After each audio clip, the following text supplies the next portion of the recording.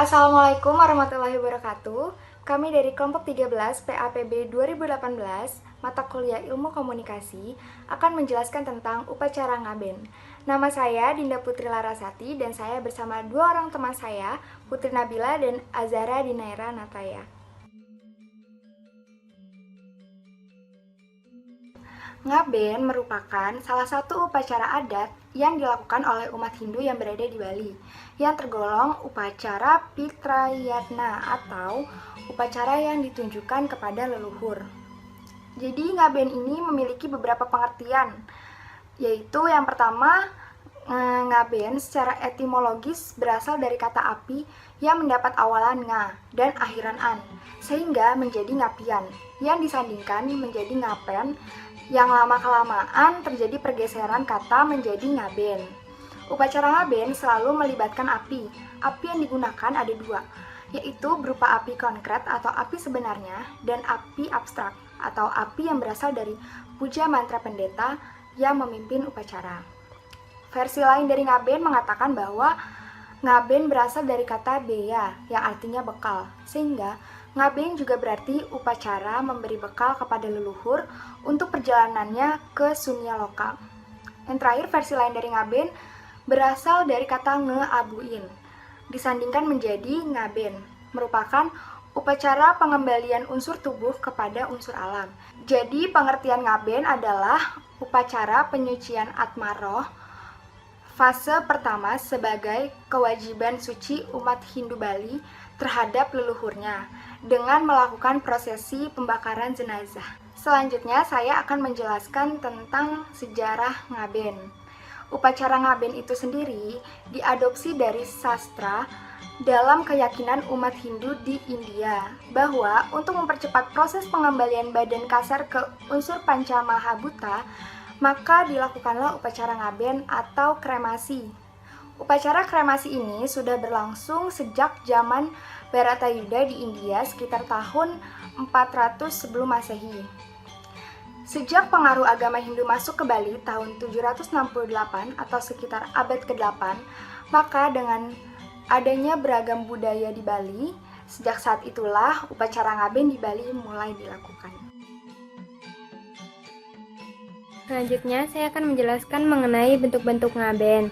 Yang pertama itu ada namanya ngaben sawawedana, yaitu upacara ngaben yang melibatkan jenazah secara utuh atau jenazah yang belum pernah dikubur sebelumnya. Yang kedua itu ada namanya ngaben astiwedana, yaitu upacara yang kerangka jenazahnya itu pernah dikubur, meliputi upacara ngaga, itu menggali kembali kuburan dan mengupacarai tulang belulang yang masih tersisa. Yang ketiga itu ada namanya swasta, yaitu upacara yang tanpa melibatkan jenazah atau kerangka mayat. Biasa itu terjadi karena beberapa hal, misalnya itu meninggal di tempat yang jauh atau jenazahnya nggak ditemukan. Yang keempat itu ada yang namanya ngelunga, itu upacara untuk anak-anak yang meninggal sebelum memiliki tanggal gigi. Yang kelima itu ada yang namanya warakruson, itu upacara untuk janin yang meninggal karena ibunya yang mengalami keguguran. Saya akan menjelaskan mengenai rangkaian ngaben. Yang pertama itu ada yang namanya ngulapin, yang memiliki makna memanggil sang atma, yaitu apabila jenazah meninggal di luar rumah, dilakukan sesuai dengan tradisi dan tata cara setempat. Yang kedua itu ada yang namanya nyiramin atau ngemandusin, yaitu memandikan dan membersihkan jenazah, disertai dengan pemberian simbol seperti melati di hidung, kaca di atas mata, dan lain sebagainya, dengan makna apabila inkarnasi akan lahir dengan keadaan yang lengkap.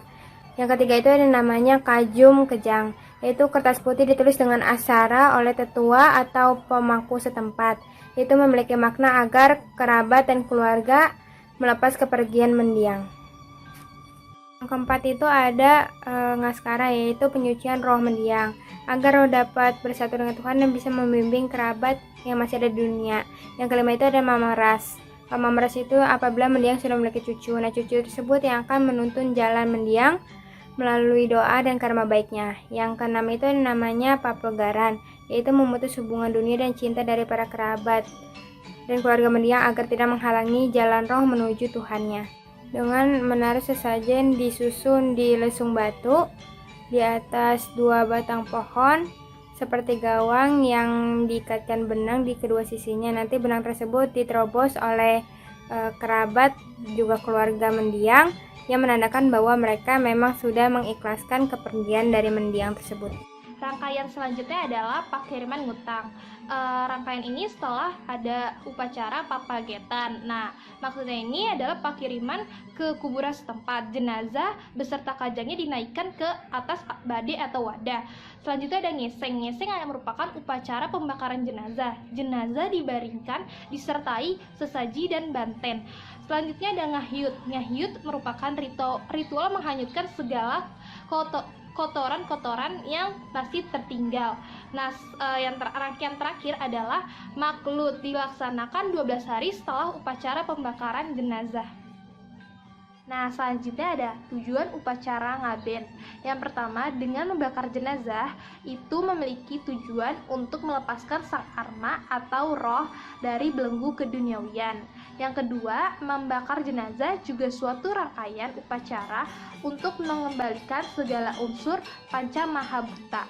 Nah, yang terakhir tujuannya bagi pihak keluarga, ini merupakan simbolisasi bahwa keluarga yang ditinggalkan telah ikhlas.